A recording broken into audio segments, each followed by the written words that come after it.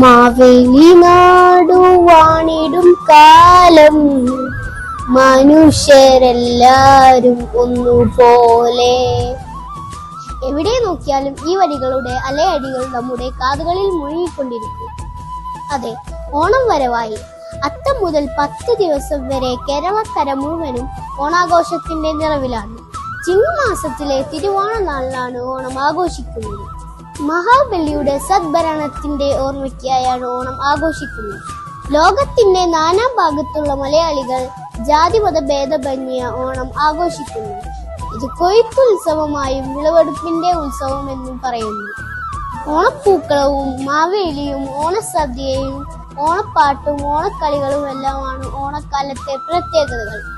നമുക്ക് നമ്മുടെ ഓണാഘോഷം ഒന്ന് കണ്ടു നോക്കാം.